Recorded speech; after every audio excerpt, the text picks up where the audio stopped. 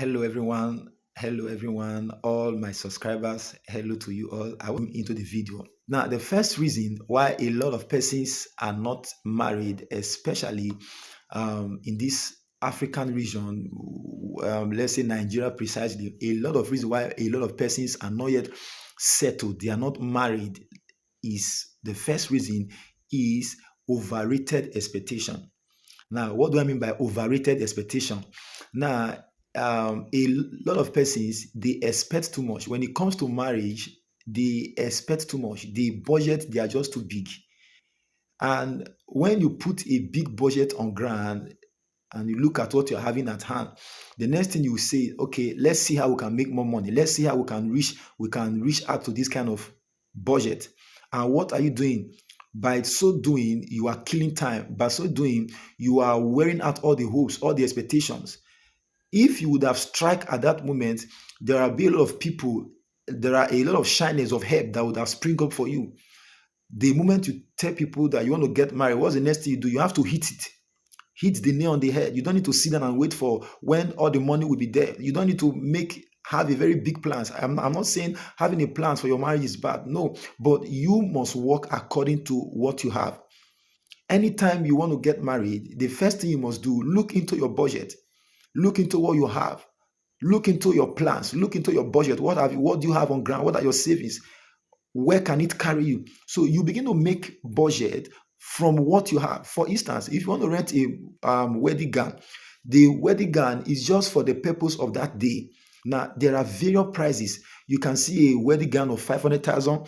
We have wedding gowns of 1 million. We have wedding gowns of 100,000. We even have as 50,000. So what are we not saying? It depends on what you have, and it is just to put it on and come for that ceremony. That's all. So for the guys as well, you can go for a better suit of 500,000, 200,000, as possible as what you have. So the first point why a lot of persons today they are not yet married, they are still roaming about, they are still in their parents' houses, is because of the overrated budget. And this is a mentality that is in Africa. In Africa today, anything we are doing, we want to make it very big. We want to make it ambiguous. We've copied this attitude, the Western world that we mirrored. If they are doing anything, mostly for their marriages, they may not even go and tell their in-laws. They will just put a call across to them on the phone. And for the marriage day, if the mother-in-law, if the father-in-law cannot come, they tell them, just relax. When we are done with this marriage, we'll come and see you. And for their friends, they'll just pick one or two friends. Everybody's busy over there, everybody's working.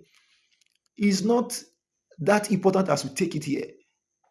You see most of the people getting married in the Western world, you see very few gathering, few just friends, little friends just come around, just come around. They just go to the court and work out. They are already married. They just move on. But why is it that in Nigeria here, a sister wants to get married? It is like someone that wants to build a house. You want to build a bungalow. The plans, they are just too much. The big dreams, everything. At the end, either the man has run away. The plans, they are just too much. So the first thing we must look at, put everything into consideration. Work with your budget. Work with your plan. I believe I've been able to buttress this point. Just work with your plans. Bring it down to your earnings. Don't go more than what you are earning. Work with your budget. Work with what you've saved. Don't go beyond it. If you go beyond it, it's going to shock you. And bet me, you're not going to like it. Because after the marriage, you will be there with your wife. You are not going to get married and you want to be running debt all the rest of the honeymoon. So that's not a good way of starting. The joy will be withheld from that home. So the first thing there is to work with your plans. All right, number two, let's look into the next point. And here it says, waiting till you get a better job than the one you have. You are trusting God for a better job and you already have one. Well, baby, I'll get married to you, but this job I'm having, well, I'm just managing this job. Let me still wait. When I get Chevron job, when they call me from this company and all of that. Bro, sister, what happened to the one you are doing now? As long as you can take care of yourself, you can take care of your partner, why not move on with your plans? Everything get better when you are married. You don't expect everything to fall in place while you are still trusting God. You don't expect it like that. So you already have a job, and the partner you are getting married to have something doing, even though the salary or the income is not that much. Just start from somewhere. You have something doing. You say, "No, I can't get married now. I need something big. I want to hit it big." Sister, this year may also pass you by. You may still enter next year. 2024 will still come. You are still looking for a bigger job. 2025 will still come. You are still looking for a bigger job. Why not start from the little one you have? The little job you have, as long as you can put a roof over your head, you can put something on the table, you can take care of your wife. That's all. Why not you move on? Move on with the plans. So if you're in this category, I want to advise you: the little job you have, make plans with it. Work on your schedules, cut them down, beat the things down. The major thing is that you are legally married. The major thing is you are legally married to your wife. So nobody will ask you, what are you doing? So when you are married, you now start trusting God. Family is already moving, plans are going on, and when we get married, we trust God for the better to come, for the best to come to us. So I don't advise you to wait for that best job. I know you need the best job, but don't wait for it. Make your plans, move on, and see what God will do, because the Bible says that we move by faith, not by sight. So a lot of people, they are moving by sight. They say, "Wow, if I venture into marriage, how do I survive with the salary of 200,000, of 100,000? How do I take care of my wife?" No, take a step of faith. Take a step of faith. It is when you take that step of faith, people see that this person is ready to be matured. This person is ready to have a home. Then ideas, connections can come from left and right. So I believe you've gotten value for that. So quickly moving on, number three, reasons why you may not be married this year is looking for a perfect match. Yes, looking for a perfect match. Well, I need a sister tall. I need a sister not too fat. I need a sister that has this kind of car, that already has a house. All of that. You don't need all of these things. Perfection is achieved in the marriage. I need a sister that is quiet. I need a sister that's an extrovert, that's an introvert. All of that, they are achieved when you're already in marriage. I need a sister that is not too black, that is chocolate. Leave those things. What is needed is the right person. The right person. There is no perfect match anywhere. Mike Murdoch said, "The woman you are looking for is in your head, is in you. You are the one that will build that woman. The man you are looking for as a lady, the man is nowhere. You are the one that will make that man."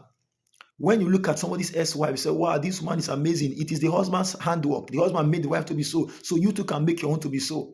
So the good woman you are looking for, it is in you. It is what you have, you give out. It is what you have you will use to influence your wife. You will be the one, you are the guide. Every woman is a farm, according to Mike Mudrock. You have to cultivate her. For instance, we were told that if you want your wife to bark, you treat her like a dog. If you want to get the best from your wife, you take her like a queen, honey, baby, sweetie. You see the good side of her. You see humility. You see good characters coming out from her. If you believe her, you showed her love and you care for her. You see her, she's like an angel. She's like a baby. But you always get your wife pissed up. She begins to roar. You say, with all this beautiful makeup on you, you can still get angry like this. Why not? She has to get angry because that is her. That's the part that you've tailored for her. So there's no perfect match out there. Brothers, no perfect match out there. For sisters, there is no perfect match anywhere. As long as this person is in your line of vision, is in your line of dream, as long as you have peace, the rest can be worked upon. Character can be worked upon. As long as that person gives you peace, talking with that person, you have joy, you have peace. Why not move on with the marriage plans? As long as there is joy, there is peace. There is peace. Anytime with that brother, that sister, you have peace of mind. With everything you got, you must be under a man. That's it. Humility is the key. Submission. When you want to get the best from a man, then you have to submit as a woman. When you want to get the best from your wife, or for the woman you want to get married to as a man, you have to love her. So the key is submission. For ladies, the key is submission. Then for the men, for the guys, the key is to love, is to cherish. And also for married couples as well. If you want joy, peace in that marriage, you have to love one another. You have to forbear. You have to tolerate. You have to forbear. He said, women, submit yourself. Women, you must submit. Men also, you must love. You love to. Let me take it again. For marriage, the acid test, it is love who you marry and not marry who you love. Love who you marry and not marry who you love. So I believe you've gotten value from this video, and I know somebody right now will make the right step, will make the right decision, and I know for sure this year you will be settled. This year you will be joyfully and gloriously wedded in the name of Jesus Christ. Once again, I want to thank you for following up this video to the end. Once again, I'm Pastor Austin Agumira. Please do well to subscribe to my YouTube page, and make sure you comment. Let us know how you feel about this relationship episode, and do well to click on the notification bell so that you can get more of our uploads as soon as possible. Anytime we upload, you can be able to get them first.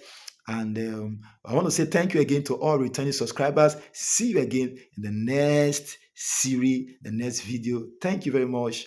One love.